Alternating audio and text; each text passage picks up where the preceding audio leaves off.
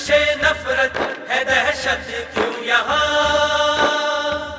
تو دلوں میں پیار بھر دے اے خدا، نیک کر اور سیدھے رستے پہ چلا، امن کا سورج نیا کوئی اگا۔ پیس ٹی وی اردو، امن کا پیغام انسانیت کے نام۔ اللہ رب العزت کی ربوبیت تمام عالموں کو شامل ہے، ایسے ہی رحمت للعالمین کی رحمت للعالمینی تمام عالموں کو شامل ہے۔ کوئی عالم رسول اکرم صلی اللہ علیہ وسلم کی رحمت سے خالی نہیں ہے۔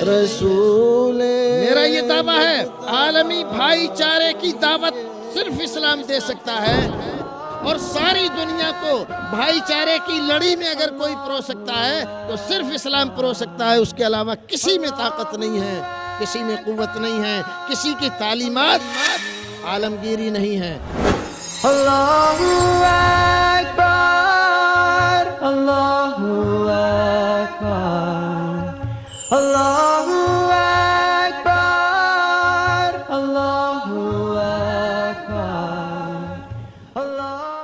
حضرات، اب اس نشست کے مقرر ہیں بہت ہی مشہور خطیب، ہندوستان کی سطح پر نہایت ہی معروف، ہمارے محترم جناب مولانا رضا اللہ عبد الکریم مدنی حفظہ اللہ، جو ترجمان کے ایک زمانے تک ایڈیٹر رہے، مرکزی جمعیت اہل حدیث ہند کے نائب ناظم رہے، اور اس وقت وہ ہندوستان کے مختلف علاقوں میں دعوتی کام پر فائز ہیں اور مختلف ان کی دعوتی سرگرمیاں ہیں۔ انہوں نے کئی کتابیں بھی لکھی ہیں۔ ہم بلا تاخیر ان کو دعوت دیتے ہیں کہ وہ تشریف لائیں اور ہم سامعین کو اپنے موضوع پر خطاب فرمائیں۔ آپ کا موضوع ہے اسلام عالمگیر بھائی چارے کا داعی ہے، اس پر خطاب کریں گے جناب محترم مولانا رضا اللہ عبد الکریم مدنی حفظہ اللہ۔ السلام علیکم ورحمۃ اللہ وبرکاتہ۔ الحمد للہ رب العالمین، والصلاة والسلام على اشرف الانبیاء والمرسلین، نبینا محمد وعلى آلہ واصحابہ اجمعین، ومن تبعهم بإحسان إلى يوم الدين، أما بعد، فأعوذ بالله السميع العليم من الشيطان الرجيم، بسم الله الرحمن الرحيم، يا أيها الناس اعبدوا ربكم الذي خلقكم من نفس واحدة وخلق منها زوجها وبث منهما رجالا كثيرا ونساء، واتقوا الله الذي تساءلون به والأرحام إن الله كان عليكم رقيبا، وقال النبي صلى الله عليه وسلم لا فضل لعربي على عجمي ولا لعجمي على عربي ولا لأحمر على أسود ولا لأسود على أحمر إلا بالتقوى۔ رسول مجتبی کہیے، محمد صلی اللہ علیہ وسلم مصطفیٰ کہیے، رسول مجتبی کہیے،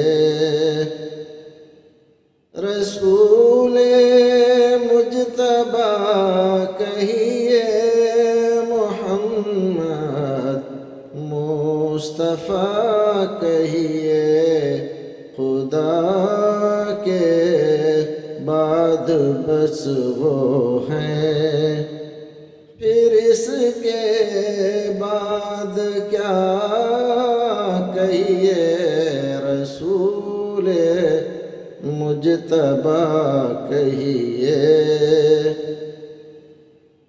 جبین و رخ محمد کے تجلی تجلی ہیں، جبین و رخ محمد کے تجلی ہی تجلی ہیں، کسے شمس الضحیٰ کہیے، کسے بدر الدجا کہیے، رسول مجتبیٰ کہیے، جب ان کا ذکر ہو دنیا سراپا گوش بن جائے، جب ان کا ذکر ہو دنیا سراپا گوش بن جائے، جب ان کا نام آئے مرحبا صلی علی کہیے، رسول مجتبیٰ کہیے، محمد مصطفیٰ کہیے، خدا کے بعد بس وہ ہیں، پھر اس کے بعد کیا کہیے۔ اللہم صلی وسلم علی حبیبک و رسولک محمد۔ برادران اسلام، دینی بھائیوں، اس عظیم الشان اجتماع میں جس عنوان کے تحت آپ حضرات کے سامنے قرآن و سنت کی مبنی بر صداقت تعلیمات رکھنا چاہتا ہوں، وہ اس عنوان کے تحت ہیں۔ وہ در حقیقت ہمارا ایک دعویٰ ہے کہ عالمگیر بھائی چارے کے لیے صرف اسلام نے دعوت دی ہے، اور عالمگیر بھائی چارے کا داعی صرف اسلام ہے۔ عالمگیر بھائی چارے کا معنی اور مطلب یہ ہے کہ یہ کائنات، یہ دنیا اپنے تمام بر اعظموں کے ساتھ بے شمار نسلوں، وطنوں اور رنگوں کے ساتھ، ان تمام رنگوں، نسلوں، ذاتوں، زبانوں اور انسانوں کو اگر کوئی جوڑ کر ایک لڑی میں پرو سکتا ہے اور ان کو بھائی بھائی بنا سکتا ہے تو صرف اسلام ہے۔ اسلام کے علاوہ کوئی دین، کوئی دھرم، کوئی ازم آج دنیا کے اندر نہ موجود ہے اور نہ قیامت تک آئے گا۔ دعویٰ بظاہر ایسا لگتا ہے بہت عظیم ہے، یقیناً عظیم ہے، لیکن جو دین اس کا دعویٰ کر رہا ہے وہ بھی بہت عظیم ہے، اور جس ذات نے اس دین کو بھیجا ہے وہ بھی بہت عظیم ہے، اور جو ذات اس کو لے کر آئی ہے وہ بھی بہت عظیم ہے۔ یہاں عظمتوں، رفعتوں، بلندیوں اور عالمگیریت، ان تمام کو لے کر صرف اسلام کھڑا ہے دنیا کے سامنے، اس کے علاوہ کوئی نہیں۔ آج دنیا کو تلاش ہے سکون کی، چین کی۔ دنیا چاہتی ہے، ہر خطہ چاہتا ہے کوئی ایسی ہوا چل جائے کہ انسان آپس میں دشمنی اور عداوت چھوڑ کر بھائی بھائی بن جائے، ایک دوسرے کو مارنا، جلانا، قتل کرنا، خونریزی کرنا، اجاڑنا، برباد کرنا بند کر دے۔ لیکن دنیا آج تک جو تجربے کر چکی ہے اور جو اس وقت تجربے کر رہی ہے، دنیا نے اس بات کو ثابت کیا ہے کہ مزید اور کئی سالوں تک، ہزاروں سالوں تک تجربے ہوتے رہیں گے، لیکن ساری دنیا کو بھائی بھائی بنانے کا کام اگر کوئی دین کر سکتا ہے تو صرف اسلام کر سکتا ہے. باقی کسی کے اندر یہ طاقت نہیں، کسی کے اندر یہ قوت نہیں. جتنے اور دین ہیں، جتنے اور عزم ہیں، جتنی اور تحریکیں ہیں، وقتی ہیں، مخصوص حالات کی پیداوار ہیں، مخصوص قوموں اور نسلوں کے لیے وجود پذیر ہوئی ہیں. اس دنیا میں جتنے ریفارمر پیدا ہوئے، ہادی و رہنما آئے، جتنے لوگوں نے دنیا والوں کو مخاطب کیا، اپنی طرف بلایا، ان سارے لوگوں میں کوئی ایسا نہیں آیا جس نے یہ دعویٰ کیا ہو کہ میں ساری دنیا کے لیے آیا ہوں، جس نے یہ دعویٰ کیا ہو کہ میری تعلیمات میں دنیا کے ہر خطے اور علاقے کے لوگوں کے مسائل کا حل موجود ہے، جس نے یہ دعویٰ کیا ہو کہ میں اس عالمگیر انسانیت کا نجات دہندہ ہوں، سوائے میرے آقا محمد الرسول اللہ صلی اللہ علیہ وسلم کے. قرآن نے گواہی دی، رسول نے اعلان فرمایا، یا ایھا الناس انی رسول اللہ الیکم جمیعا. اے آدم کے بچوں، اے انسانوں، اے مردوں، اے عورتوں، عربیوں، عجمیوں، امریکیوں، افریقیوں، دنیا کے کسی خطے میں اگر تم بستے ہو، آدم کی اولاد ہو، تو میں تمہارے لیے رسول بن کر آیا ہوں.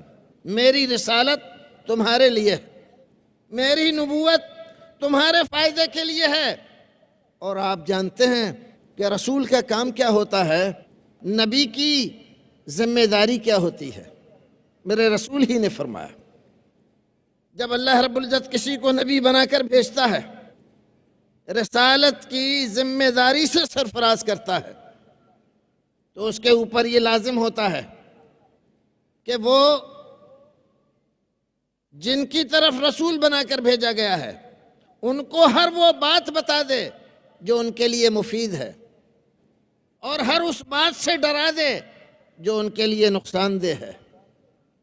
حضرت نوح آئے ایک خاص قوم کے لیے، حضرت موسیٰ آئے ایک خاص قوم کے لیے، عیسیٰ آئے ایک خاص قوم کے لیے، شعیب آئے، لوط آئے، صالح آئے. یہ سارے انبیاء کرام کا ایک لمبا سلسلہ، انسانیت کی ایک محدود اکائی، ایک خاص خطے، قوم، علاقے کی رہنمائی کے لیے بھیجے گئے.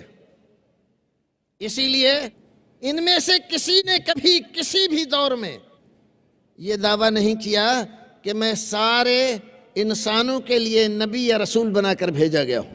کبھی ان میں سے کسی نے اپنی قوم سے یہ نہیں کہا کہ میں ساری دنیا کے لیے نبی بن کر آیا ہوں، تم میرے ساتھ چلو اور ساری دنیا کو دعوت دو، یا میرے بعد تم ساری دنیا کو یہ بات پہنچانا.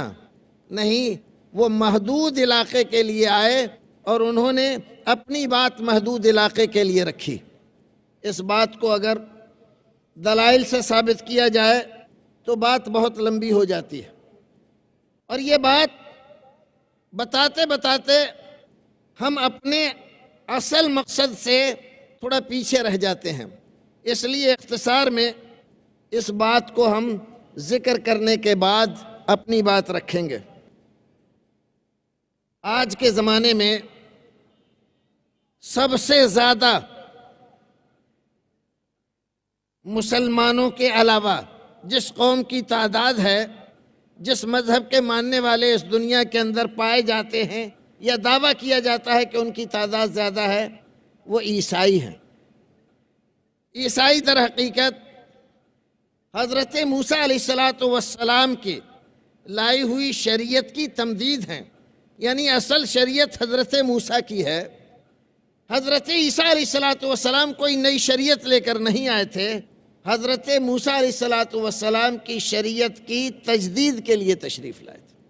اللہ نے ان کو کتاب ضرور دی تھی، لیکن جو شریعت تھی وہ حضرت موسیٰ علیہ السلام ہی کی تھی۔ جزوی طور پر اس میں آپ نے تنسیخ کا کام کیا تھا۔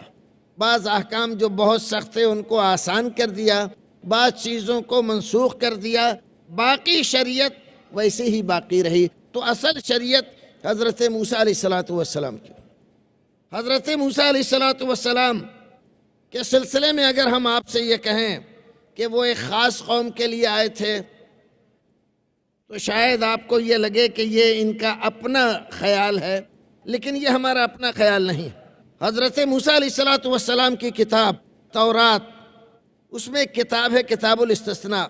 حضرت موسیٰ علیہ السلام پہ یا ان پر نازل ہونے والی کتابوں کے نام سے ان کے مجموعہ تورات میں جو کتابیں لکھی ہوئی ہیں اس میں یہ 5ویں کتاب ہے۔ اس کے بعد 32 اور درس 4 میں لکھا ہوا ہے کہ موسیٰ نے ہم کو ایک شریعت دی جو کہ یعقوب کی جماعت کی میراث ہے۔ حضرت یعقوب علیہ السلام حضرت اسحاق کے بیٹے تھے، اور حضرت اسحاق حضرت ابراہیم علیہ السلام کے بیٹے تھے۔ حضرت موسیٰ علیہ السلام حضرت یعقوب کی جماعت کی میراث کے لیے آئے تھے، یعنی بنی اسرائیل کے لیے۔ حضرت یعقوب ہی کا نام اسرائیل ہے۔ بنی اسرائیل اور یعقوب کے بیٹے ایک ہی بات ہے۔ یہ ثابت ہوا کہ حضرت موسیٰ علیہ السلام جو شریعت لے کر آئے تھے وہ عالمگیر یا آفاقی نہیں تھی، ایک محدود قوم کے لیے تھے۔ حضرت موسیٰ علیہ السلام کے بعد حضرت عیسیٰ آئے۔ آج ان کے ماننے والوں کی تعداد دنیا میں سب سے زیادہ بتائی جاتی ہے۔ انجیل متی کا باب 15 اور آیت نمبر 24 دیکھیے آپ، صاف لکھا ہوا ہے کہ غیر اسرائیلی عورت اپنی بیمار بچی کو لے کر آپ کے پاس آئی اور درخواست کی کہ اپنے معجزے سے اس بچی کو درست کر دیں، تو مسیح نے کہا میں اسرائیل کے گھر کی کھوئی ہوئی بھیڑوں کے سوا اور کسی کے پاس نہیں بھیجا گیا۔ اسی طرح انجیل کا باب نمبر 10 آیت نمبر 5 دیکھیے، حضرت مسیح اپنے 12 جو شاگرد تھے ان کو نصیحت کرتے ہیں، تبلیغ کو بھیجتے ہوئے نصیحت کرتے ہیں غیر قوموں کی طرف نہ جانا اور سامریوں کے کسی شہر میں داخل نہ ہونا۔ 2 باتیں، غیر قوموں کے یہاں مت جانا، سامریوں کے شہر میں داخل مت ہونا۔ میں اسرائیل کی کھوئی ہوئی بھیڑوں کی رہنمائی کے لیے بھیجا گیا ہوں۔ دونوں باتیں صاف طور پر یہ ثابت کر رہی ہیں کہ حضرت عیسیٰ علیہ السلام خاص بنی اسرائیل کی رہنمائی کے لیے آئے تھے۔ آج ساری دنیا میں جو کچھ ان کے نام سے تبلیغ ہو رہی ہے اور جو ساری دنیا کو بشارتیں سنائی جا رہی ہیں، یہ حضرت عیسیٰ علیہ السلام کے مشن کے خلاف۔ اور اس بات کو اگر تاریخی شواہد میں آپ دیکھیں تو آپ کو ملے گا حضرت موسیٰ علیہ السلام ایک جلیل القدر پیغمبر ہیں، اولو العزم من الرسل میں ان دونوں پیغمبروں کا شمار ہوتا ہے، لیکن پوری تاریخ آپ کھنگال جائیے، آپ کو کہیں نہیں ملے گا کہ حضرت موسیٰ علیہ السلام بنی اسرائیل کو چھوڑ کر کسی دوسری قوم کو سمجھانے گئے ہوں یا ان کو اسلام کی دعوت دینے گئے۔ جب فرعون سے چھڑا کر اپنی قوم کو لے کر آئے ہیں تو ساری زندگی بنی اسرائیل کے ساتھ رہے۔ حضرت عیسیٰ علیہ السلام نے بھی کبھی غیروں کو تبلیغ نہیں کی بلکہ اپنے شاگردوں کو بھی منع کیا۔ ایسے میں اب اگر ہم اپنے ہندوستان کو لیں، ہمارا ہندوستان بہت پرانی تہذیب رکھتا ہے، اور اس تہذیب کی تاریخ اتنی پرانی ہے کہ تاریخ میں اس کا تذکرہ بھی نہیں ملتا کہ کتنی پرانی ہے۔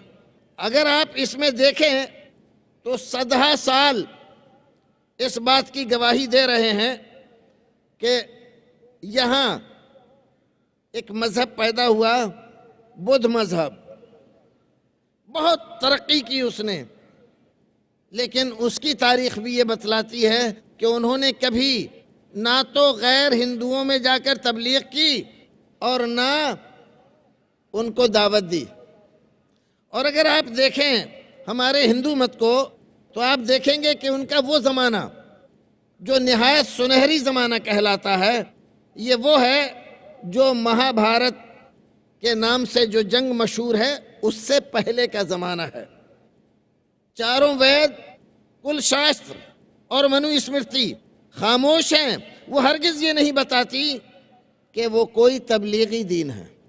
ان کی ورن ویوستھا کا جو نظام ہے، طبقاتی نظام، جس طرح سے انہوں نے سارے انسانوں کو بانٹا ہے کہ کون بھگوان کے سر سے پیدا ہے، کون بازوؤں سے، کون اس بیچ کے حصے سے اور کون پیروں سے، یہ ساری تقسیم اور یہ سارا نظام، اس سے آگے بڑھ کر کسی دوسرے کو نہ وہ دعوت دیتے ہیں اور نہ اس کے لیے ان کے یہاں کوئی تعلیم اور تبلیغ پائی جاتی ہے۔ آج صرف اسلام کو دیکھ کر، اسلام کی تعلیم اور تبلیغ کو دیکھ کر، اس کی عالمگیریت، اس کی آفاقیت کو دیکھ کر یہ مذاہب والے دوسرے لوگوں کو دعوت دینے لگے ہیں، ورنہ کسی مذہب میں آپ کو کہیں بھی دوسرے قوم، دوسرے مذہب کے لوگوں کو اپنے دین میں داخل کرنے کا کوئی رواج اور کوئی تاریخ نہیں ملے گی آپ کو۔ اسلام کا نظام شروع ہی سے آفاقی ہے، عالمگیر ہے۔ رسول اکرم صلی اللہ علیہ وسلم مکے والوں کے پاس نبی بنا کر بھیجے گئے، آپ کو حکم دیا گیا وَأَنذِرْ عَشِيرَتَكَ الْأَقْرَبِينَ، اپنے خاص خاندان والوں کو آپ سمجھائیے۔ جب یہ مرحلہ گزر گیا تو فرمایا ام القریٰ کے لوگوں کو سمجھائیے۔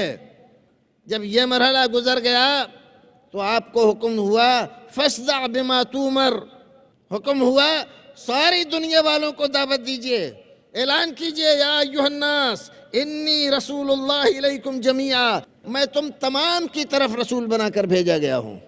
آپ مدینہ تشریف لے گئے، سارے عرب کے لوگوں کو دعوت دی، اور جب ایسا وقت آیا سن 6 میں صلح حدیبیہ کے بعد رسول اکرم صلی اللہ علیہ وسلم نے ذرا چین کی سانس لی تو آپ دیکھیے کہ آپ نے ہرقل روم اور کسرا ایران، مقوقس، مصر، اردن اور آس پاس کے جتنے اس زمانے کے بڑے بڑے بادشاہ، بڑی بڑی حکومتیں اور بادشاہتیں تھیں، تمام کو خطوط لکھے اور ہر ایک کو اسلام میں داخل ہونے کی دعوت دی، اور یہاں تک کہا اسلم تسلم، اسلام قبول کر لو، شانتی قبول کر لو، اسی میں شانتی ہے، اسی میں سلامتی ہے، اور اگر تم اسلام قبول کر لو گے تو تمہیں دوہرا اجر ہوگا، اور اگر نہیں قبول کرو گے تو تمہیں عذاب بھی ایسا ہی دیا جائے گا، سارے لوگوں کا عذاب بھی تمہارے سر ہوگا۔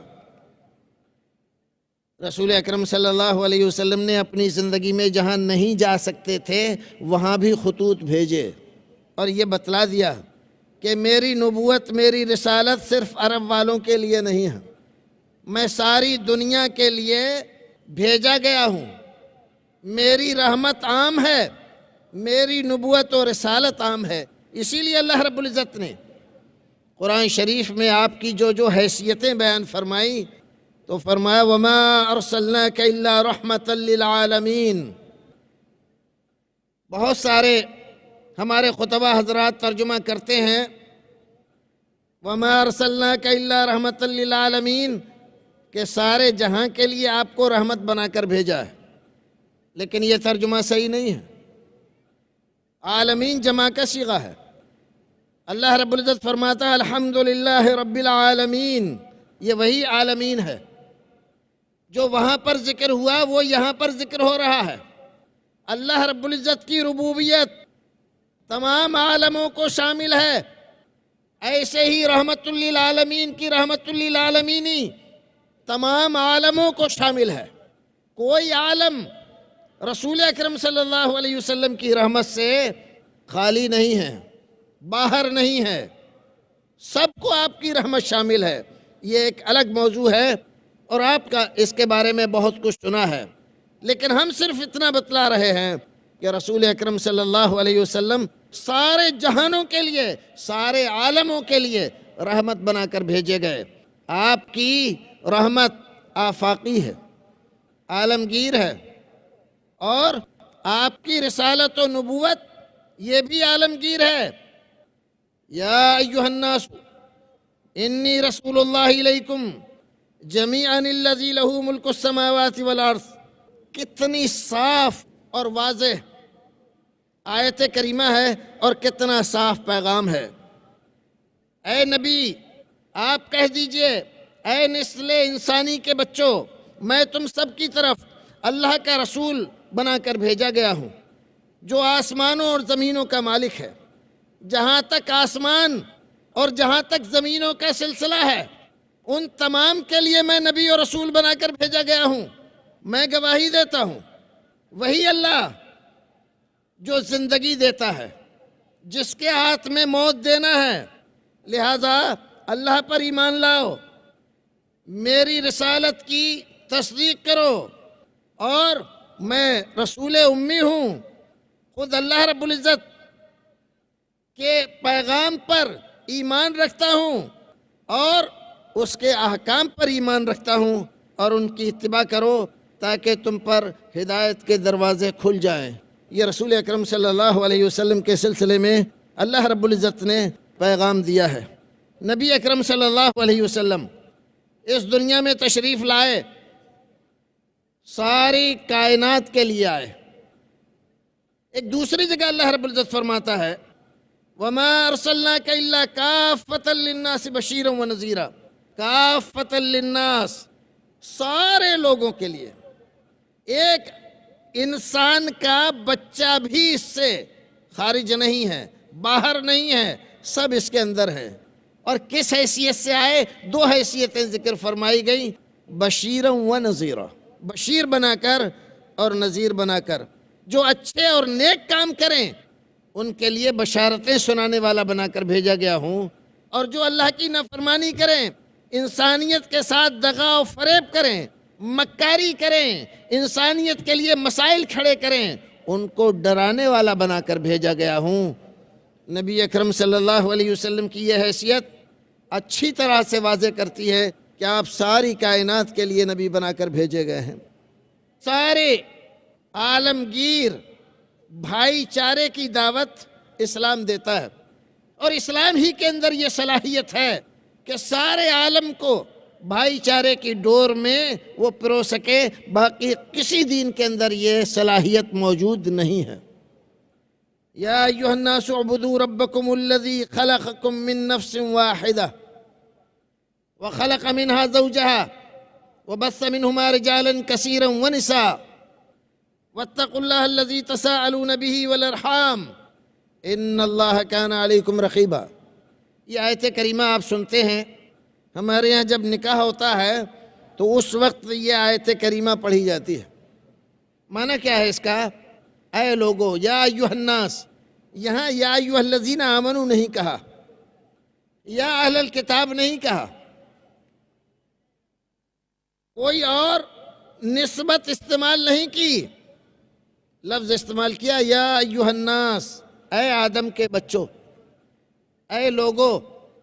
کسی بھی قوم، برادری، ذات، علاقے، خطے، رنگ، نسل، کہیں کے بھی تم ہو، تمہارا رب تمہیں پکار رہا ہے۔ یا ایھا الناس اعبدوا ربکم الذی خلقکم من نفس واحدہ، اس رب کی عبادت کرو جس نے تم سب کو ایک نفس سے پیدا کیا، وخلق منہا زوجہا، اور اس ایک سے اس کا جوڑا بنایا، وبث منہما رجالا کثیرا ونساء، اور پھر ان دونوں سے اس نے بے شمار مرد اور عورتیں پیدا کی اور یہ دنیا بسائی۔ اسلام ہمیں یہ عقیدہ دیتا ہے کہ اللہ رب العزت نے ایک انسان بنایا، آدم، اور اس آدم سے اس کا جوڑا بنایا۔ رسول اکرم صلی اللہ علیہ وسلم اپنی صحیح حدیث میں اس کی تشریح کرتے ہوئے فرماتے ہیں इन्नहुन्ना खुलिकना मिन ज़िलइन, अल्लाह रब्बुल इज़्ज़त ने औरतों को आदम की पसली से बनाया, आदम से हव्वा को बनाया, हव्वा को अल्लाह रब्बुल इज़्ज़त ने आदम से बनाया है। फिर इन दोनों से बेशुमार मखलूक पैदा की है। अब ये जो बेशुमार मखलूक है ये किसके बेटे हैं? सब आदम और हव्वा के बेटे हैं। किसकी बेटियां हैं? आदम और हव्वा की बेटियां हैं। सारे मर्द, सारी औरतें, सब आदम और हव्वा की औलाद हैं। जब ये सारी आदम और हव्वा की औलाद हैं तो एक बाप और एक माँ की औलाद को क्या कहा जाता है? भाई। मर्द हो या औरत हो, अगर औरत है तो बहन है, मर्द है तो भाई है। अफ्रीका वाले वो भी भाई हैं, अमेरिका वाले वो भी भाई हैं, ईरानी, तुर्की, कुर्दी और हिंदुस्तानी सब भाई हैं। क्यों? इसलिए कि एक मर्द और एक औरत से पैदा किए गए। सबका बाप एक है, सबकी माँ एक है। जब सबका बाप एक है, सबकी माँ एक है, तो इनमें गैरियत किस बात की? इख्तिलाफ किस बात का? लड़ाई किस बात की? दुश्मनी किस बात की? अदावत किस बात की? ऊंच नीच किस बात की? ये ऊंचा है और ये नीचा है, ये जलील है और ये इज्जत वाला है। ये फ़र्क कहाँ से आया? क्या एक बाप की औलाद में ऊंच नीच होती है? एक जलील और एक इज्जत वाला होता है? अगर होता है, दुनिया वालों की नज़र में एक बाप की औलाद में अगर ऊंच नीच होती है तो सिर्फ इस बुनियाद पर होती है कि इसके संस्कार क्या हैं, इसका किरदार क्या है, इसका अमल क्या है, ये बदकिरदार है कि नेक किरदार है, इसका वजूद लोगों के लिए, मुआशरे और समाज के लिए बेहतर है या बदतर है, इससे लोगों को फ़ायदा पहुंच रहा है या नुकसान पहुंच रहा है। अगर दुनिया वाले ये कहें कि नहीं, दोनों से यकसा फ़ायदा पहुंच रहा है, तो अगर एक बच्चा काला है और एक गोरा है तो उनमें काला और गोरा होने की वजह से ऊंच नीच का फ़र्क नहीं हो सकता। और अगर एक बच्चा किसी ख़ास इलाके में चला गया और दूसरा दूसरे इलाके में चला गया, इसकी नस्ल से कुछ और लोग हो गए, उसकी नस्ल से कुछ और लोग हो गए, तो इस बुनियाद पर कि वो हिंदुस्तानी है नीचा है और ये अरबी है लिहाजा ऊंचा है, क्या ये फ़र्क होना चाहिए? नहीं होना चाहिए। इस दुनिया में जितना फसाद, जितनी लड़ाई, जितने झगड़े मौजूद हैं, पाए जाते हैं, वो सिर्फ चंद बुनियादों पर होते हैं। और वो बुनियादें हैं अल्लाह का अक़ीदा, इलाह एक है, माबूद जिसकी पूजा की जाए वो एक है या अनेक, जिन्स हमारी और हमारे सामने वाले की एक है या अलग, इख्तिलाफ रंगो नस्ल, इख्तिलाफ ज़ुबान, इख्तिलाफ अर्द, ज़मीन का मसला, इलाके का, खित्ते का, हुब्बे माल, हुब्बे औलाद, हुब्बे शहवात और अक़ीदा आखिरत और मुनकरात का चलन, ये चीज़ें हैं। अगर आप देखेंगे तो तमाम तर फसाद की जड़ यही चीज़ें हैं। हम एक आदमी से नफ़रत करते हैं, किस लिए? और एक आदमी से मोहब्बत करते हैं, किस लिए? तो बाज़ लोग इसलिए, अरे हमारी ज़ुबान बोलता है। एक बंगाली एक आदमी को बंगाली बोलते हुए सुनता है तो बहुत खुश होता है, उससे जाके मिलता है, तुम कहाँ के हो, कहाँ के रहने वाले हो, किस जगह के हो। एक अंग्रेज़ किसी को अंग्रेज़ी बोलते हुए सुनता है तो उससे उनसियत महसूस करता है। एक आदमी अगर अपने जैसी शक्ल सूरत किसी आदमी के देखता है तो सोचता है कि शायद हम ही में से है, जाकर उससे मिलता है। लिबास देखता है तो समझता है कि हम में से उससे जाकर मिलता है, उनसियत महसूस करता है। लेकिन अगर किसी को वो ज़ुबान बोलते हुए देखता है जो उसकी ज़ुबान नहीं है तो उससे थोड़ी दूरी महसूस करता है।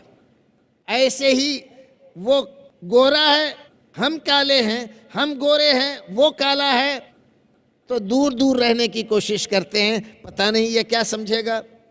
یہ سارے اختلافات دنیا کے اندر عالمی بھائی چارے کے راستے کے روڑا ہیں۔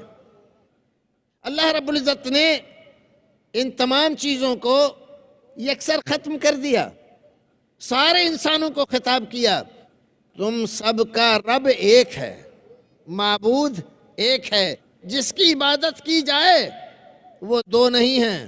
جب دو نہیں ہیں تو اختلاف کیوں، لڑائی کیوں؟ حضرت ابراہیم علیہ السلام جس زمانے میں نبی رسول بن کر آئے، اس زمانے کے لوگوں نے، بادشاہ نے ان کے ساتھ دشمنی کی، جبکہ وہ نہایت ہی باوقار آدمی تھے۔ ان کے عقل کی، ہوش کی، سمجھداری کی، نیک چلنی کی تمام لوگ تعریفیں کرتے تھے۔ دشمنی کس بنیاد پر تھی کہ حضرت ابراہیم علیہ السلام ایک رب کی طرف بلا رہے تھے اور وہ بہت سارے معبودوں کی عبادت کر رہے تھے۔ نمرودیوں نے ان کو آگ میں جھونکا، اپنے طور پر سوچا کہ شاید اس سے مسئلہ ختم ہو جائے گا اور آگ ان کو ختم کر دے گی، لیکن حضرت ابراہیم علیہ السلام کو ان کے رب نے باقی رکھا اور وہ ان کا ایک بال بھی ٹیڑھا نہیں کر سکے۔ یہ جو کچھ ہو رہا تھا حضرت ابراہیم علیہ السلام کے ساتھ، خود ان کا باپ کہہ رہا تھا لَأَرْجُمَنَّكَ وَاهْجُرْنِي مَلِيًّا، ابراہیم خاموش ہو جاؤ، ہمیں چھوڑ کر چلے جاؤ، ورنہ پتھر مار مار کے ہم تمہیں ختم کر دیں گے۔ ایسا کیوں کہہ رہا تھا؟ اس لیے کہ حضرت ابراہیم ایک الہ کے اور ان کا باپ کئی الہوں کا ماننے والا تھا، اسی وجہ سے یہ جھگڑا تھا۔ قرآن، رسول اکرم کی تعلیم، اسلام کی تعلیم کیا ہے کہ اس کائنات کا مالک ایک ہے، پیدا کرنے والا ایک ہے، روزی دینے والا ایک ہے، حاجت روا ایک ہے، مشکل کشا ایک ہے، بیٹا بیٹی روزی روٹی ساری چیزیں دینے والا ایک ہے، انیک نہیں ہے۔ اسی لیے قرآن کہتا ہے لَوْ كَانَ فِيهِمَا آلِهَةٌ إِلَّا اللَّهُ لَفَسَدَتَا۔ دنیا والو ذرا غور تو کرو، غور کرو، تجربہ کرو۔ ایک گھر چھوٹا سا 4 5 10 آدمیوں پر مشتمل ہوتا ہے، اگر گھر میں ایک سے زیادہ گارجین ہو جائیں، ایک سے زیادہ آدمی کی بات چلنے لگ جائے تو گھر میں اختلاف ہو جاتا ہے۔ گھر اختلاف سے بچتا نہیں۔ ایک کہہ رہا ہے کہ آج گوشت پکے گا، دوسرا کہہ رہا ہے جتنے دن ہو گئے گوشت کھاتے کھاتے، نہیں آج دال پکے گی، اسی میں اختلاف ہو رہا ہے۔ تو ایک گھر تو چل نہیں سکتا 2 گارجین سے، یہ ساری کائنات کیسے چل جائے گی؟ اگر 2 خدا ہوتے، اس کائنات کے 2 مالک ہوتے، چلانے والے ہوتے، تو کب کی یہ تباہی سے 2 4 ہو چکی ہوتی۔ یہ کائنات تمہیں دیکھنے کے لیے اور تم اس کائنات کو دیکھنے کے لیے باقی نہ رہتے، تباہی سے 2 4 ہو جاتی، ختم ہو جاتی۔ لیکن کائنات موجود ہے۔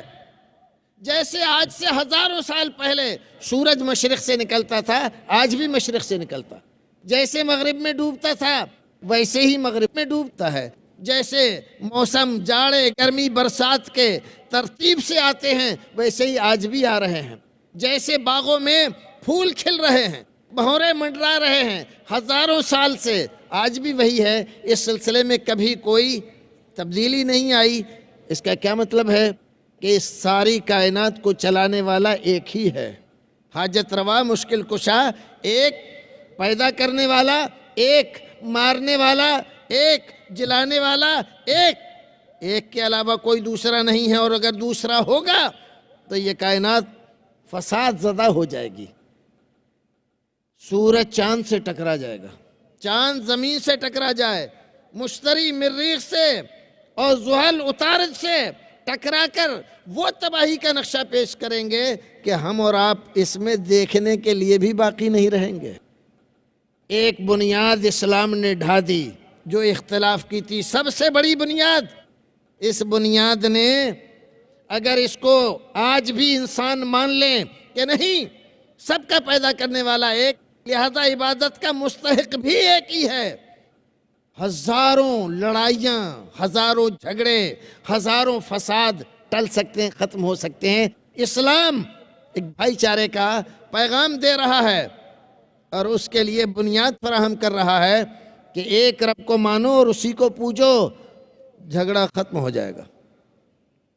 معبودوں کی بنیاد پر، مسجدوں اور مندروں کی بنیاد پر، گرجا اور کلیسا کی بنیاد پر اور گرودوارے کی بنیاد پر، یہ سارے جھگڑے فضول ہیں۔ سب کا پیدا کرنے والا ایک، عبادت اسی کی کرو، جھگڑا ختم۔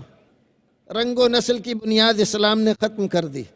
اس نے کہا یا ایھا الناس انا خلقناکم من ذکر و انثی وجعلناکم شعوبا وقبائل لتعارفوا ان اکرمکم عند اللہ اتقاکم۔ کیا بات کہی ہے!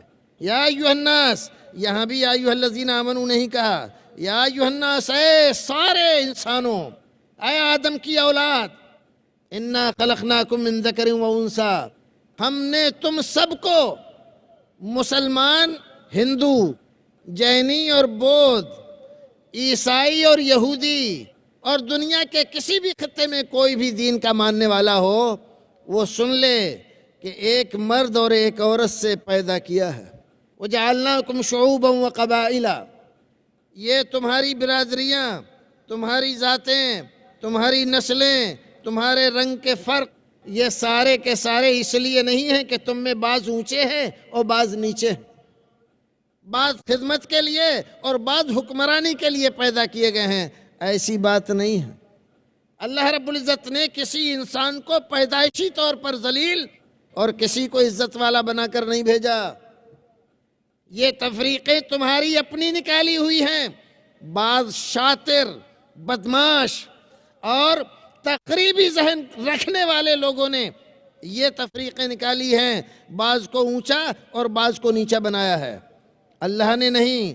لتعارفوا، اللہ رب العزت نے تو یہ رنگ و نسل کا، قبیلے اور برادریوں کا جو فرق رکھا ہے، اس لیے لتعارفوا، تاکہ تم ایک دوسرے کو پہچان سکو۔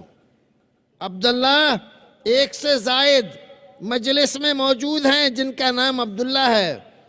اے عبداللہ، کوئی آدمی آواز دے رہا ہے، سب آواز دے رہے ہیں، ہاں پہچاننا مشکل ہے، تو کہہ رہے ہیں عبداللہ العربی، عربی عبداللہ، اجمی عبداللہ، قریشی عبداللہ، فارسی عبداللہ۔ یہ جو نسبتیں ہیں، ان ساری نسبتوں کو صرف تعارف کے لیے رکھا ہے، اونچ نیچ کے لیے نہیں۔ نبی اکرم صلی اللہ علیہ وسلم کے دربار کو دیکھو، ساری اس تفریق کو آپ نے اپنے عمل سے مٹا کر ختم کر دیا۔ ذرا غور کرو سیرت رسول پر، مکہ فتح ہو رہا ہے، وہ لوگ جو کسی زمانے میں مکہ سے مار مار کر نکالے گئے تھے، ان پر ظلم و ستم کی حد کر دی گئی تھی، مکہ میں فاتحانہ داخل ہو رہے۔ بلال، جن کو مکہ کی تپتی ہوئی ریت پر لٹال کر بڑی بڑی سلیں پتھر کی رکھ دی جاتی تھیں، اسی مکہ میں عمار، صہیب، بلال، سلمان جیسے لوگ فاتحانہ شان سے داخل ہو رہے۔ مکہ فتح ہو گیا، نماز کا وقت ہوا، رسول اکرم نے حکم دیا، بلال کہاں ہو؟ اللہ کے رسول حاضر ہوں، جاؤ چڑھ جاؤ خانہ کعبہ پر۔ خانہ کعبہ پہ چڑھ جاؤں حضور؟ ہاں، کس لیے؟ آج اللہ رب العزت کی وحدانیت کا اعلان کر دو۔ چڑھ گئے، کہاں؟ خانہ کعبہ پر۔ کون؟ بلال حبشی، بلال، کالے کلوٹے بلال، وہ بلال جو اسی مکے میں تختہ مشق بنائے جاتے تھے، جن کو بچے پکڑ کر گھسیٹا کرتے تھے، کھینچا کرتے تھے، آج اسلام کی دولت سے سرفراز ہونے کے بعد اتنے عزت والے ہو گئے کہ خانہ کعبہ پہ چڑھ گئے اور وہاں سے چڑھ کے اذان دے رہے ہیں۔ اللہ اکبر۔ جو نخوت پرست تھے، غرور و تکبر میں گرفتار تھے، ان لوگوں نے جب دیکھا کہ بلال اذان دے رہے ہیں اور خانہ کعبہ پہ چڑھ کر، ان میں سے بعض کہنے لگے، ہائے ہم اس وقت تک کیوں زندہ رہے، کیوں نہیں مر گئے؟ پہلے مر جاتے تھے، یہ دن دیکھنا نصیب نہ ہوتا۔ کہ ایک کالا کلوٹا آدمی کعبے پر چڑھ کے اذان دے رہا ہے، محمد کو کوئی عربی قریشی کوئی گورا آدمی نہیں ملا۔ رسول اکرم صلی اللہ علیہ وسلم کے پاس بہت سارے لوگ تھے، بڑے بڑے خاندانی، بڑے بڑے ناک والے لوگ موجود تھے، لیکن بلال کو چڑھوایا تھا۔ اور جب رسول اکرم صلی اللہ علیہ وسلم نے اپنی زندگی کی آخری جنگ کے لیے جھنڈا لپیٹ کر دیا اسامہ کے ہاتھ میں، اور ان کو رخصت کرنے کے لیے ساتھ ساتھ گئے مدینے کے باہر، وہ گھوڑے پر بیٹھے ہوئے ہیں اور رحمت للعالمین نیچے چل رہا ہے۔ انہوں نے کہا اللہ کے رسول یہ نہیں ہو سکتا، یا تو آپ بھی سوار ہو جائیں ورنہ میں اتر جاتا ہوں۔ کہا نہیں، نہ تم اترو گے نہ میں سوار ہوں گا، ایسے ہی چلنا ہے۔ کیوں؟ ابو بکر ساتھ تھے، عمر ساتھ تھے، عثمان ساتھ تھے، علی ساتھ تھے، بڑے بڑے قریشی اور بڑے بڑے مہاجر، بڑے بڑے انصار، سارے کے سارے لوگ تھے، اور ایک غلام زادے کو رسول اکرم صلی اللہ علیہ وسلم نے اس ساری فوج کا کمانڈر بنا کر اس کے ہاتھ میں جھنڈا دے دیا، جاؤ تم کمانڈر ہو۔ غلام زادے کے یہ مقام، یہ درجے عمر و فاروق، عثمان غنی، علی مرتضیٰ، سعد سعید، زبیر جیسے لوگوں کا کمانڈر بن جائے، یہ دنیا کی کوئی اور طاقت، کوئی اور دین، کوئی اور دھرم پیش نہیں کر سکتا جو رسول اکرم نے پیش کیا ہے۔ اس لیے میرا یہ دعویٰ ہے کہ اس عالمی بھائی چارے کی دعوت صرف اسلام دے سکتا ہے، اور ساری دنیا کو بھائی چارے کی لڑی میں اگر کوئی پرو سکتا ہے تو صرف اسلام پرو سکتا ہے، اس کے علاوہ کسی میں طاقت نہیں ہے، کسی میں قوت نہیں ہے، کسی کی تعلیمات عالمگیری نہیں ہے، صرف اسلام کی تعلیمات ہی یہ نقشہ پیش کر سکتی ہیں، دوسرا کوئی نہیں پیش کر سکتا۔ تو میں یہ کہہ رہا تھا کہ اسلام عالمی بھائی چارے کا داعی ہے۔ رسول اکرم کی خدمت میں یہ سلمان ہیں کہاں کے؟ فارس کے۔ یہ بلال ہیں کہاں کے؟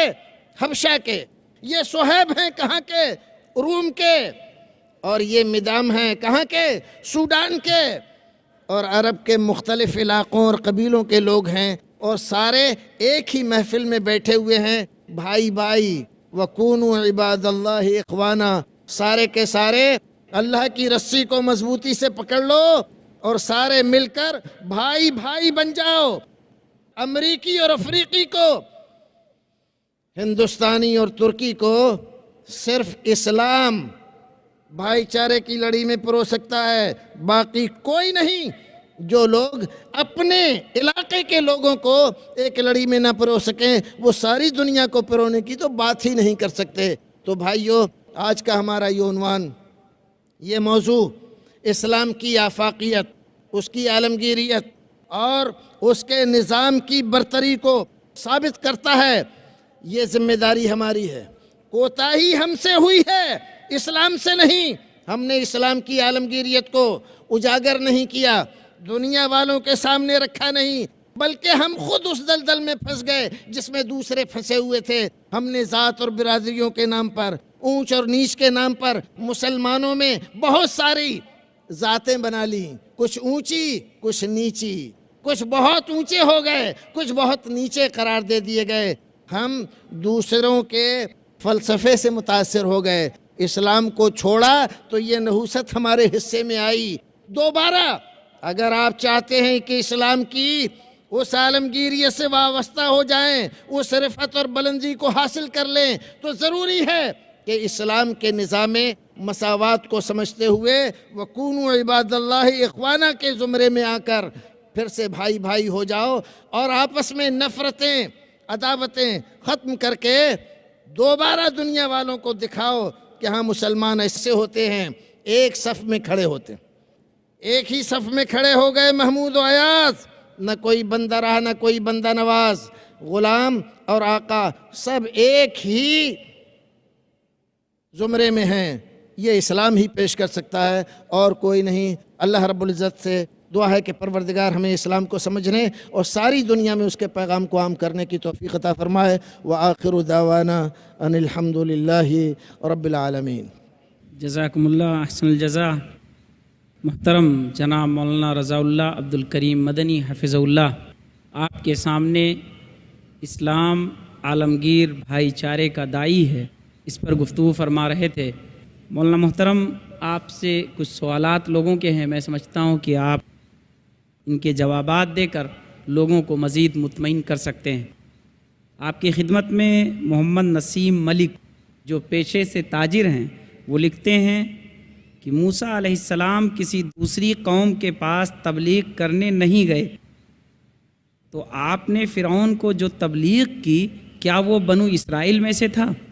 حضرت موسیٰ علیہ السلام کو فرعون کی طرف بھیجا گیا۔ اذهب الى فرعون انه طغى فقل هل لك الى ان تزكى۔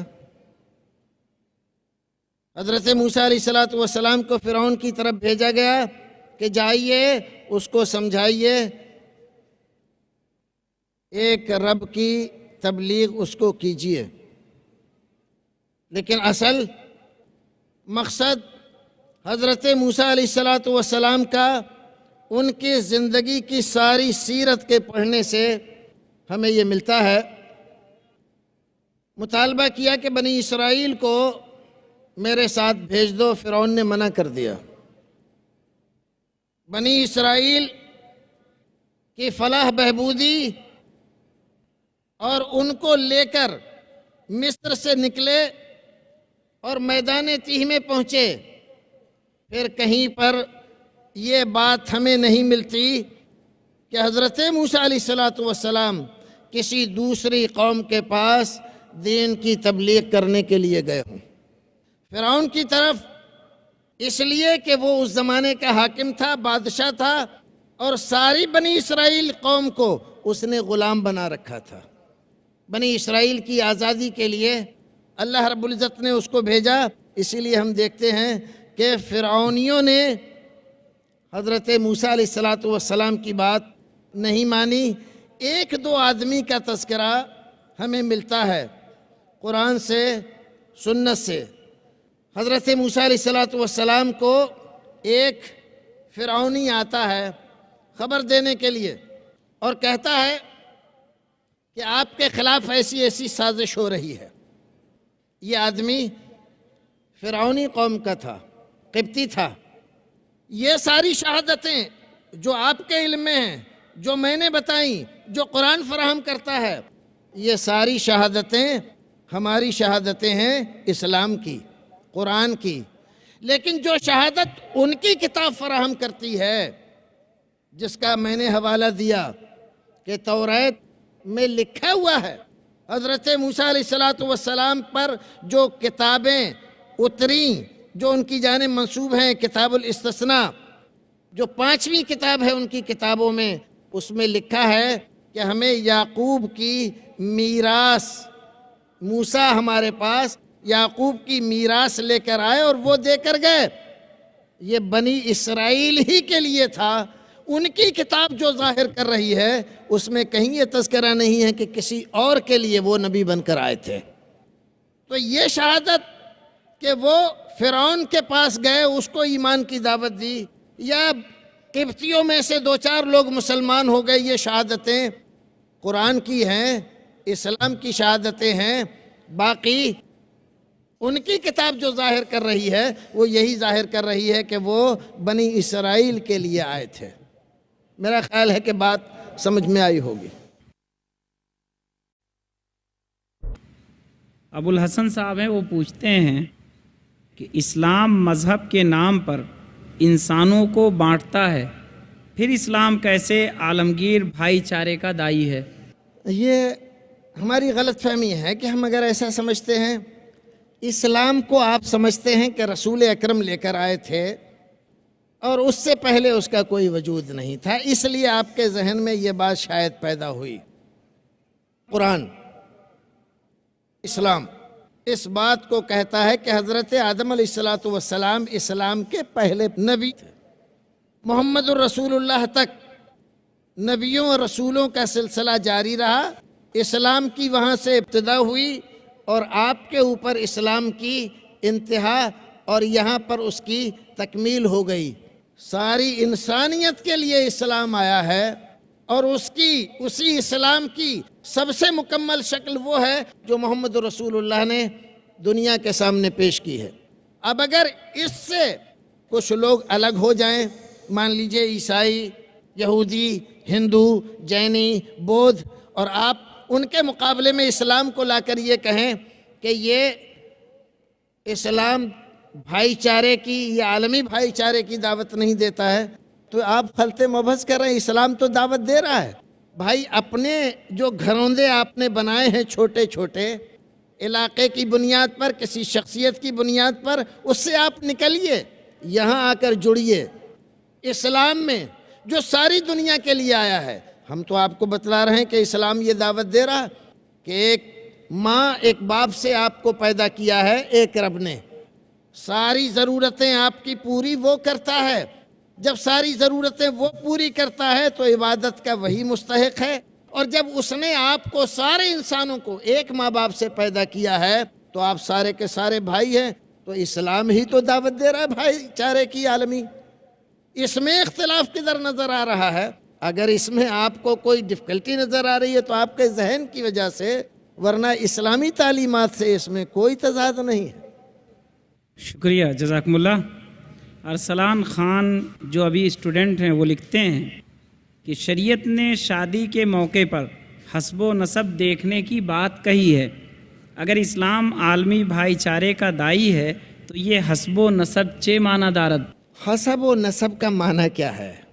حسب و نسب کا صرف اتنا سا معنی ہے شریعت میں کہ لڑکا اور لڑکی کس حیثیت کی ہے، ان دونوں کو دیکھا جائے تو یہ ان دونوں کے رشتوں کو باقی رکھنے کے لیے زیادہ مناسب ہوگا۔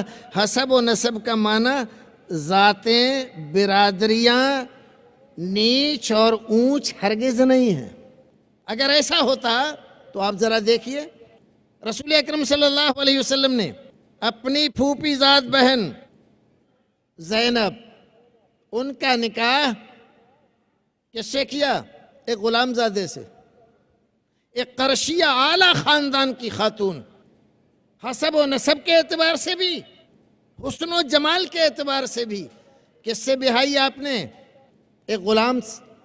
اسلام نے کہاں دیکھا جو آپ دیکھ رہے ہیں؟ آپ تو یہاں پر دوسروں کے دکھانے سے ایسا دیکھ رہے ہیں، اسلام نے ایسا نہیں دکھایا۔ حضرت بلال رضی اللہ تعالیٰ عنہ جب مدینے میں یہ کہا کہ میں شادی کرنا چاہتا ہوں، کوئی مجھے اپنی لڑکی دے گا؟ ہم جانتے ہیں نا کہ بلال حبشی تھے، ہم جانتے ہیں نا کہ کالے تھے، کیا ان کو لڑکی ملی یا نہیں ملی؟ انصار مدینہ نے، ایک آدمی نے نہیں، 10 آدمی کھڑے ہو گئے کہ بلال ہم تمہارا رشتہ منظور کرنے کے لیے تیار ہیں۔ کہاں اسلام نے اونچ نیچ؟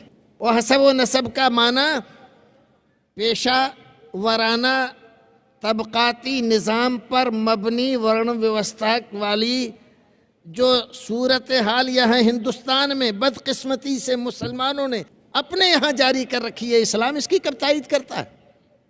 حسب و نسب کا معنی یہ ہے کہ ایک نہایت پاکیزہ، دیندار، پرہیزگار لڑکا ہے، اس کا فیشن پرست، بے دین، بے نمازی لڑکی سے شادی نہ کی جائے۔ یہ مطلب نہیں ہے کہ وہ ایک خاص برادری کا ہے تو اسی خاص برادری سے شادی ہوگی اس کی، دوسری سے نہیں ہو سکتی۔ اسلام نے تو ایسی کوئی پابندی نہیں لگائی، اور نہ اس کو پیشے سے جوڑا ہے۔ پیشے سارے کے سارے اگر وہ حلال ہیں اسلام کی نظر میں، سب محمود ہیں، کوئی برا نہیں ہے۔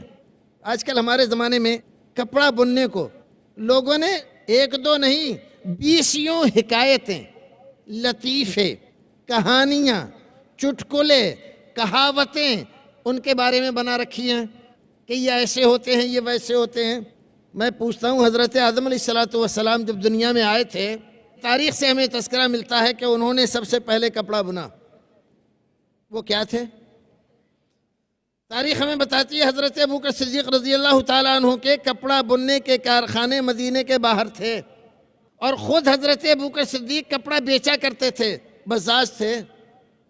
کیا صحابہ کرام میں یہ ہمارے پیشہ کی بنیاد پر جو تفریق ہمارے یہاں موجود ہے، کوئی بتا سکتا ہے رسول اکرم کے دور میں، اس زمانے کی معاشرت میں صحابہ کرام کو اس نام سے جانا جاتا ہو کہ یہ کپڑا بننے والے ہیں، یہ روئی دھلنے والے ہیں، یہ بال کاٹنے والے ہیں، یہ لوہار کا کام کرتے ہیں، یہ بڑھئی کا کام ہے؟ صحابہ کرام کے ساتھ ایسی کوئی نسبت ملتی ہے؟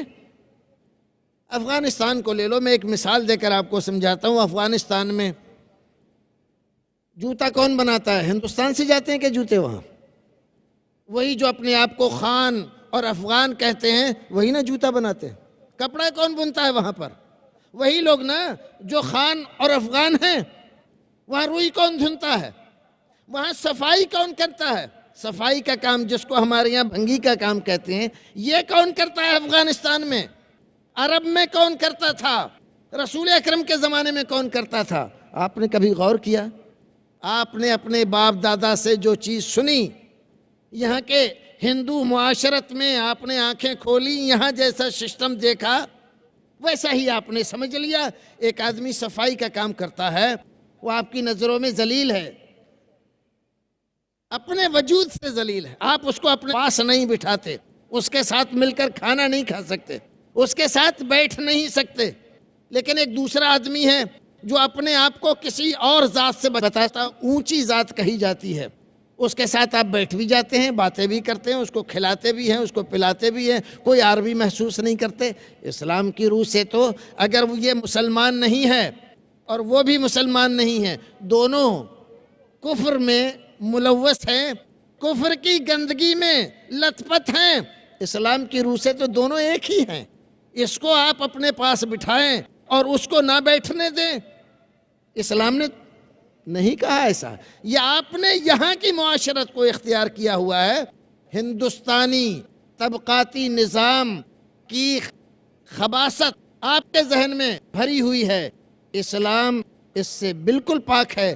اسلام نے ان اکرمکم عند اللہ اتقاکم، سب سے بہتر، عزت والا، شان شوکت والا، عزت و وقار والا وہ ہے جس کا کردار اچھا ہے۔ جس کا کردار جتنا اچھا ہے اتنا ہی وہ اچھا آدمی ہے۔ ایک آدمی مان لیجئے کوئی ساتھ اس کو برائی پر محمول نہ کریں، اپنے آپ کو سید کہتا، کام چوری کا کرتا ہے تو وہ اس لیے عزت والا ہے کیونکہ وہ سید ہے۔ اور ایک آدمی کپڑا بننے کا کام کرتا ہے، 5 وقت کا نمازی ہے، اللہ کے تمام فرائض اور نوافل کو ادا کرتا ہے، رسول کی سنت پر دل و جان سے قربان ہے، تو اس لیے وہ نیچا ہے، ذلیل ہے کہ وہ کپڑا بننے کا کام کرتا ہے۔ کیا اسلام کا یہ پیغام ہے؟ یہ وہ خباثت ہے جو آپ کو دوسرے لوگوں سے وراثت میں ملی ہے۔ آپ اس کو جب تک نہیں چھوڑیں گے، اسلام کی پاکیزہ اور صاف ستھری تعلیم سے آپ آگاہ نہیں ہو سکتے۔ اسلام کا یہ پیغام نہیں ہے۔ جزاکم اللہ۔ اسی سے ملتا جلتا ایک سوال ہے جو ابو فراز فیضی صاحب کی طرف سے، وہ کہتے ہیں کیا اسلام نے قریش کو محض نسل کی بنا پر تفوق نہیں عطا فرمایا ہے؟ اس کی وضاحت کریں۔ میں بجائے اس کے کہ اس کا کوئی تفصیلی جواب دوں، کیونکہ جو کچھ باتیں میں نے کہی ہیں اس میں سوال کا جواب موجود ہے، میں ان سے پوچھتا ہوں، ابو لہب قریشی تھا کہ نہیں؟ ابو جہل سردار قریش تھا کہ نہیں؟ کیا اس کو تفوق حاصل ہے؟ آپ ذرا دیکھیے تو قرآن کو، ہزاروں کافر تھے اس زمانے میں، لیکن قرآن شریف میں کسی کا نام لے کر اگر کسی کو برا کہا گیا تو وہ ابو لہب ہے۔ تبت یدا ابی لہب وتب، کون تھا وہ؟ قریشی تھا نا، بڑے خاندان کا۔ اتنا ہی نہیں، رسول اکرم صلی اللہ علیہ وسلم کا چچا تھا، لیکن کردار برے تھے، اس کے عمل اس کے برے تھے، اس لیے اسلام نے اس کو عزت نہیں دی کہ وہ قریشی ہے لہذا اس کی 1000 خطائیں معاف، 100 خطائیں معاف، 7 خون معاف اس کے ہیں۔ نہیں، کردار کی بنیاد پر اسلام فیصلہ کرتا ہے۔ کردار اچھا ہے تو آدمی اچھا ہے، چاہے کسی کا۔ خیارکم فی الجاہلیت خیارکم فی الاسلام، جو لوگ جاہلیت کے زمانے میں اچھے تھے، اچھے کردار کے حامل تھے، اسلام بھی ان کو اچھے کردار کا حامل، اسلام لانے سے نیچے نہیں ہوئے۔ اگر پہلے جاہلیت میں وہ برے تھے، آج بھی برا کردار ہے ان کا، کلمہ پڑھ لینے سے اچھے نہیں ہوں گے جب تک کردار اچھا نہیں کریں گے. یہ پیغام ہے اسلام کا. شکریہ. منیر ذکر اللہ صاحب جو تعلیمی اعتبار سے ایم اے ہیں، وہ لکھتے ہیں کہ آپ نے اپنی تقریر میں اس بات کا ذکر کیا کہ محمد صلی اللہ علیہ وسلم تمام جہانوں کے لیے رحمت ہیں. ہم یہ پوچھنا چاہتے ہیں کہ اللہ کے رسول دنیا میں تو سب کے لیے رحمت تھے، لیکن آخرت میں لوگوں کے لیے کس طرح رحمت ہوں گے؟ دلیل کے ساتھ جواب دیں. دنیا میں آپ کی رحمت کا ظہور جس انداز سے ہوا، دنیا میں بھی آپ کافروں کے لیے رحمت ثابت ہوئے. یہ بات لمبی ہو جائے گی. ہمارا بھائی پوچھ رہا ہے قیامت میں کیسے آپ؟ قیامت کے لیے تو دلیل جو صحیح حدیث سے ہمیں فراہم ہوتی ہے وہ اتنی عام عمومی ہے کہ اس جیسی کوئی دلیل دنیا کے سلسلے میں شاید ملے. حدیث شفا رسول اکرم صلی اللہ علیہ وسلم بیان فرماتے ہیں کہ قیامت کے دن میدان محشر کی گرمی سے لوگ تنگ آ کر آپس میں ایک دوسرے سے مل کر چرچا کریں گے، کیوں نہ ایسا کرو کہ کسی کو اللہ رب العزت کے دربار میں سفارش کے لیے بھیجو. کس بات کی سفارش؟ اس بات کی کہ میدان محشر کی گرمی سے نجات مل جائے، حساب کتاب ہو جائے. جو جنتی ہے جنت میں چلا جائے، جو دوزخی ہے دوزخ میں چلا جائے. ارے ان لوگوں کے چکر میں ہم کیوں پسیں، ہم کیوں پریشان ہوں؟ بات صحیح ہے. جو جنتی ہیں میدان محشر میں گھرے ہوئے ہیں، یہاں کی پریشانی سے وہ پریشان ہیں بیچارے. اکٹھے ہو کر حضرت آدم کی خدمت میں گئے اور ان سے درخواست کی، آپ ہمارے باپ ہیں، اللہ رب العزت نے بڑی فضیلتوں سے آپ کو نوازا، آپ دیکھ نہیں رہے ہم کتنی پریشانی میں ہیں، چلیے نا اللہ رب العزت کے دربار میں سفارش کر دیجئے. اللہ رب العزت حساب کتاب لے کر جنتیوں کو جنت میں، دوزخیوں کو دوزخ میں بھیج دے. حضرت آدم علیہ السلام کیا کہیں گے؟ نفسی نفسی ان ربی قد غضب غضبا لم یغضب قبل ولم یغضب بعد. ارے تم اپنی بات لے کر آئے ہو، تمہیں اپنی پڑی ہے اور مجھے اپنی پڑی ہے. میں تو اپنے لیے ڈر رہا ہوں. میں اللہ رب العزت کے دربار میں جاؤں اور اس سے یہ تمہاری بات کہوں؟ اور اس نے پوچھ لیا، ہم نے تمہیں جنت میں داخل کیا تھا، تمام طرح کی نعمتیں تمہیں دی تھیں، منع کیا تھا اس درخت کے قریب مت جانا، کیوں کھایا تم نے؟ کیا جواب ہے ہمارے پاس؟ نفسی نفسی، مجھے اپنی فکر ہے، میں نہیں جاؤں گا. ارے آپ ہمارے باپ ہیں، آپ ہماری نہیں سوچیں گے تو کون سنے گا ہماری بات؟ ایسا کرو، حضرت نوح کے پاس چلے جاؤ، وہ آدم ثانی ہیں. اللہ رب العزت نے ان کی ایک دعا کے نتیجے میں ساری دنیا کے کافروں کو غرق کر دیا تھا. بڑے مستجاب الدعوات ہیں. یہ لوگ وہاں سے ہٹ کے یہاں آئیں گے. حدیث بہت لمبی ہے، غرض یہ کہ سارے لوگ ایک دوسرے کے اوپر ٹالتے رہیں گے یہاں تک کہ عیسیٰ علیہ السلام لوگ پہنچیں گے. حضرت عیسیٰ علیہ السلام کے پاس جائیں گے، ان کی فضیلتیں ذکر کریں گے، آپ چلیے ذرا سفارش کر دیجئے. وہ کیا کہیں گے؟ نفسی نفسی، چلے جاؤ محمد صلی اللہ علیہ وسلم کے پاس. تب لوگ رسول اکرم کے پاس آئیں گے اور آپ سے بھی وہی درخواست کریں گے. تو آپ کیا کہیں گے؟ انا لہا انا لہا، ہاں میں چلوں گا، میں اللہ رب العزت سے درخواست کروں گا.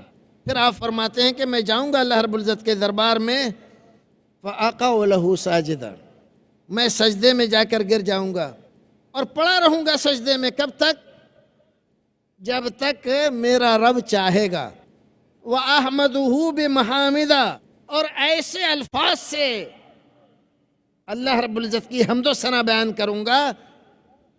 یلہمنی اللہ، آج مجھے نہیں معلوم، اللہ رب العزت وہی مجھے خود الہام کرے گا. ان الفاظ سے، ان ترکیبوں سے اللہ کی تعریف بیان کروں گا. جب تک چاہے گا اللہ رب العزت پڑھا رہوں گا. پھر حکم ہوگا دربار الہی سے، یا محمد ارفع راسک سل تعطا واشفع تشفع. اے محمد اب سر اٹھائیے، سوال کیجئے، آپ کی بات سنی جائے گی. شفاعت کیجئے، آپ کی سفارش مانی جائے گی. تب رسول اکرم صلی اللہ علیہ وسلم درخواست کریں گے کہ پروردگار تیری مخلوق سب بہت پریشان ہے، میزان قائم کی جائے، حساب کتاب شروع ہو جائے، جنتیوں کو جنت میں اور دوزخیوں کو دوزخ میں بھیج دیا جائے. اس لیے میں حاضر ہوا ہوں. تب اللہ رب العزت میزان قائم کرے گا. یہ وہ مقام ہوگا جس کو مقام محمود کہتے ہیں. ساری دنیا کے انسان جو وہاں حاضر ہوں گے سب رسول اکرم صلی اللہ علیہ وسلم کی تعریف کر رہے ہوں گے. آپ رحمت ہیں کہ نہیں سب کے لیے؟ کافروں کے لیے، مشرکوں کے لیے، ہندوستانیوں کے لیے، امریکیوں کے لیے، عربیوں کے لیے. قیامت کے دن تو آپ کی رحمت اتنی عام ہوگی کہ اس کا انکار کوئی کر ہی نہیں سکتا ہے. ایک سوال ہے کہ اسلام نے عالمگیر اجتماعیت کے لیے امارت و خلافت کے قیام کا حکم دیا ہے. لا جماعت الا بالامارہ. براہ کرم اسلام کے تصور امارت و خلافت کی وضاحت فرمائیں. فی زماننا اس کا کیا حکم ہے؟ امارت اور خلافت، اسلام نے یہ حکم دیا تھا اور مسلمانوں نے اس کی رعایت کی. امارتیں بھی قائم ہوئیں، خلافتیں بھی قائم ہوئیں. پھر مسلمانوں کی بد کرداری اور بدعمالی کی وجہ سے یہ عمارتیں اور خلافتیں انتشار کا شکار ہوئیں. مسلمانوں پر دوسری قوموں کے غلبے ہوتے چلے گئے اور وہ عمارتیں اور خلافتیں آپس کے انتشار، جھگڑوں اور فساد سے اتنی زیادہ کمزور ہو گئیں کہ وہ دوسروں کا مقابلہ نہیں کر سکیں. بڑی بڑی حکومتوں پر قبضے ہو گئے دوسروں کے. آج ہم جیسے ہندوستان جیسے ملک میں رہتے ہیں ایک اقلیت کی صورت میں، جبکہ 1000 سال تک یہاں ہم نے حکومت کی ہے. امارت و خلافت کا تصور اسلام نے بہت واضح دیا ہے، بہت اونچا، بہت عرفہ ہے. اس کی کچھ شرائط ہیں. آج کل ہمارے ہندوستان میں باوجود ہے کہ ہم یہاں کے قانون کے اس پر عمل کرنے کے، یہاں کے قانون کے مطابق زندگی گزارنے کے مکلف ہیں، اس لیے کہ اس سے بغاوت کرنا سارے ملک کو تباہی اور بربادی سے دوچار کرنا ہوگا. اس کے رہتے ہوئے یہاں پر کچھ علماء کرام نے یہ سوچ کر کہ اگر حقیقی خلافت و امارت قائم نہیں ہو رہی ہے تو کم سے کم جس حد تک ہم قائم کر سکتے ہیں اس حد تک قائم کریں، تو خلافتیں اور عمارتیں قائم کیں. اب ہمارے یہ لوگ جو ان عمارتوں اور خلافتوں پر قائم ہوئے، ان لوگوں نے اپنے آپ کو اس انداز سے ظاہر کیا کہ جو آدمی ہم سے بالش بھر بھی جدا ہوا، من شذ شذ فی النار، وہ جہنم میں چلا گیا. من مات ولیس فی عنقہ بیعۃ مات میتۃ الجاہلیہ. جو آدمی ہمارے ہاتھ پر بیعت نہیں کرے گا جاہلیت کی موت مر جائے گا. وہ ساری حدیثیں جو حقیقی عمارت اور حقیقی خلافت کے متعلق تھیں وہ ان فرضی اور صوری عمارتوں اور خلافتوں پر منطبق کر دیں. بجائے اتفاق کے اختلاف اور گہرا ہو گیا. اور اس طرح سے جو رسول اکرم صلی اللہ علیہ وسلم نے اتفاق اور اتحاد کے ساتھ رہنے، فرقہ بندی سے بچنے، ٹکڑے ٹکڑے ہونے سے دور رہنے کی تلقین کی تھی، اس کی ہم نے دھجیاں اڑا دیں. آج بھی مسلمانوں کے لیے لازم اور ضروری ہے کہ جہاں تک ممکن ہو سکے وہ اپنی اجتماعیت کو بڑھائیں. معمولی اختلافات کی بنیاد پر نئی عمارتیں اور نئی خلافتیں قائم نہ کریں. یہ اسلام کی تعلیمات سے میل نہیں کھاتی ہیں. ہر علاقے میں الگ عمارت اور ہر نظریے کے، حد تو یہ ہے کہ ایک نظریے کے حاملین ہی کے یہاں کئی عمارتیں اور کئی خلافتیں ہیں. اس خلافت کو اتنا بازیچہ اطفال بنایا لوگوں نے کہ باقاعدہ بیعت بازی، بیعت کرنا یہ ایک کاروبار ہو گیا. ایک آدمی ایک رجسٹر لیے پھر رہا ہے، کہہ رہا ہے میرے ہاتھ پر 1000 آدمیوں نے بیعت کی ہے، میں خلیفہ ہوں. اور ایک آدمی کے 100 خلیفہ اس ہندوستان کے اندر موجود ہیں اور بڑے احترام سے، بڑی عزت سے ان کا نام لیا جاتا ہے، خلیفہ حضرت جناب مولانا فلاں صاحب. یہ خلافتیں صوری اور فرضی خلافتیں ہیں. اسلام نے ان خلافتوں کا تصور نہیں دیا، نہ اس کا حکم دیا ہے۔ ایک عام خلافت کے لیے کوشش اور محنت کرنا، اور یہ کوشش اور محنت کا مطلب یہ نہیں ہے کہ آپ کل کو لڑائی لڑنے کے لیے تلوار لے کر بندوق لے کر نکل کھڑے ہوں گے، نہیں، اپنے کردار کو درست کرنا، اسلامی تعلیمات کو اپنے معاشرے اور سماج میں جاری کرنا۔ اگر آپ ایسا کریں گے تو اللہ آپ کو اس زمین کے اندر تمکن عطا کرے گا، اس کی حکومت اور خلافت اور امارت آپ کو دے گا، اس کا وعدہ ہے قرآن شریف کے اندر اور حدیثوں کے اندر۔ باقی یہ جو عمارتیں اور خلافتیں ہیں اور ان سے اختلاف کا مسئلہ ہے، یہ وہ شرعی چیزیں نہیں ہیں جن کا حکم رسول اکرم نے دیا ہے۔ جزاکم اللہ۔ یاسین خان جو ڈائریکٹر ہیں، انہوں نے اسی خلافت سے جڑی ہوئی ایک چیز پوچھی ہے، وہ یہ کہ کیا ہم غیر مسلم حکومت میں سیاست میں حصہ لے سکتے ہیں، جس طرح کی یوسف علیہ السلام نے ایک غیر مسلم حکومت میں بحیثیت فائننس منسٹر کے مسلمانوں کی مدد کی تھی؟ ہمارے بھائی کا سوال حالات حاضرہ کے اعتبار سے بہت ہی اچھا، بڑا مفید ہے، اور ہمیں یہ بات آج اچھی طرح سمجھ لینی چاہیے۔ اس ملک میں ہم رہ رہے ہیں، اس ملک کے نفع اور نقصان سے ہمارا نفع اور نقصان جڑا ہوا ہے۔ اگر ہم اس ملک کی سیاست سے بالکل الگ ہو جائیں گے تو ہم کو جتنا نقصان ہوگا اس کا ہم صحیح معنی میں تصور بھی نہیں کر سکتے۔ ہمارے بہت سارے لوگ یہ کہتے ہیں سیاست گندی ہے، سیاست شریف لوگوں کا کام نہیں ہے۔ بھائی سیاست گندی ہوئی کیوں؟ سیاست شریف لوگوں کا کام کیوں نہیں رہا؟ اس لیے کہ شریفوں نے سیاست چھوڑ دی، گندے لوگ آ گئے، انہوں نے سیاست کو بھی گندا کر دیا۔ جدا ہو دین سیاست سے تو رہ جاتی ہے چنگیزی۔ اقبال نے کہا نا، اگر دین کے عنصر کو آپ سیاست سے الگ کر دیں گے تو کیا رہ جائے گا؟ چنگیزیت رہ جائے گی۔ تو چنگیزیت ہم اور آپ دیکھ رہے ہیں کہ کوئی بھی آدمی کھڑا ہو جاتا ہے، کسی علاقائیت کی بنیاد پر نعرہ لگا دیتا ہے کہ فلاں لوگوں کو نکالو اور ان کو ایسا کر دو اور فلاں کو ایسا کر دو۔ یہ ایسا کیوں ہو رہا ہے؟ اس لیے کہ ہم سیاست سے الگ ہیں، اپنی ذمہ داری نہیں سمجھ رہے۔ اپنی ذمہ داری سمجھنا، اس ملک کے بھلے برے سے ہمارا ڈائریکٹ تعلق ہے، ہمیں بھی اس کی سیاست میں بھرپور حصہ لینا چاہیے، لیکن اصولوں کی بنیاد پر۔ اور نہیں لیتے ہیں اگر، کوئی بات نہیں ہے، نہ لیں آپ، لیکن جو لوگ لے رہے ہیں ان کے خلاف ذمہ درازی کرنا بغیر بنیاد کے، یہ بھی درست نہیں ہے۔ آپ کسی پارٹی کو جوائن نہیں کرتے، نہ کریں، لیکن اس کے ساتھ ایسا تعاون تو رکھیں کہ ووٹ دیں۔ آپ کہتے ہیں ہمیں کیا لینا ہے، ایم پی کوئی بنے گا، ایم ایل اے کوئی بنے گا، کرسی کسی کو ملے گی، منسٹری کسی کو ملے گی، ہمیں کیا ملے گا، خام خام ووٹ دینے کیوں جائیں؟ بہت سارے ہمارے مسلمانوں کے ذہن میں یہی بات ہے۔ دیکھو، اس ملک میں اچھا اور برا اپنے اوپر مسلط کرنا، یہ ایک طرح سے یہاں کے سسٹم میں ایسا ہو گیا ہے کہ بہت حد تک ہمارے اوپر نربھر ہے۔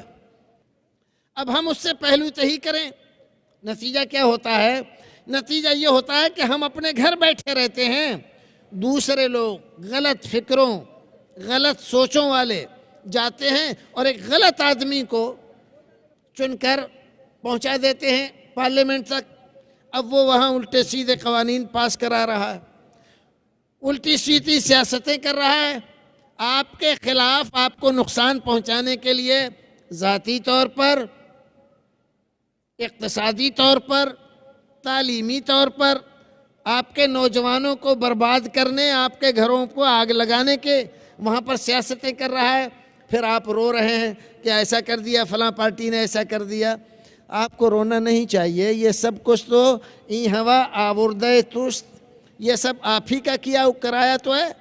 اگر آپ بیدار مغزی کا ثبوت دیتے، جب ووٹر لسٹ بن رہی تھی تو آپ کان کھلے اور آنکھیں دیکھتی ہوئی رکھتے، اپنا نام وہاں ووٹر لسٹ میں کراتے، ووٹ دینے جاتے اور مناسب آدمی کو جو آپ کے لیے، آپ کے علاقے کے لیے، آپ کے شہر کے لیے، آپ کی کمیونٹی کے لیے جو آدمی اچھا آپ محسوس کرتے ہیں اس کو ووٹ دے کر آتے، ہو سکتا ہے وہی جیت جائے، تو اس کی اچھائی سے، ایک اچھے آدمی کے آنے سے آپ کے شہر کا ماحول اچھا رہتا، آپ کی کمیونٹی کے لوگ نقصان سے بچ جاتے، لیکن آپ اپنے گھر میں بیٹھے رہے، اب جو نقصان ہو رہا ہے تو اس پر رو رہے ہیں، کسی دوسرے کو برا بھلا کہہ رہے ہیں، یہ مناسب نہیں ہے۔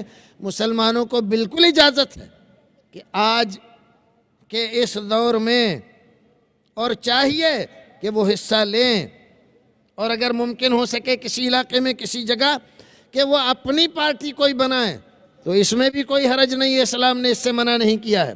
اور اگر ایسا اختیار کریں کہ پارٹی نہیں بناتے ہیں، یہی جو موجودہ پارٹیاں ہیں انہی میں شامل ہوتے ہیں، تو ایسے نہیں کہ نہ ان سے کوئی بات کی، نہ ان کے ساتھ کوئی معاہدہ کیا، چپ چاپ گئے اور جا کر ان کو ووٹ دیا ہے، تو یہ صحیح نہیں ہے، کیونکہ وہ آپ کے لیے کچھ نہیں کریں گے۔ آپ پہلے معاہدہ کیجئے، پھر اس کے بعد جا کر ان کے ساتھ شامل ہوئیے، تو اس کا فائدہ آپ کو ملے گا۔ ہمارا وقت پورا ہوا، اللہ رب العزت ہمیں اور آپ کو نیک عمل کرنے کی توفیق عطا فرمائے، جب تک دنیا میں رکھے ایمان و سلامتی کے ساتھ رکھے، جب دنیا سے لے جائے ایمان و سلامتی کے ساتھ لے جائے، ہمارے بیٹھنے کو پروردگار شرف قبولیت سے نوازے، اور اس اجتماع کو اجتماع خیر و برکت بنائے۔ وآخر دعوانا ان الحمد للہ رب العالمین۔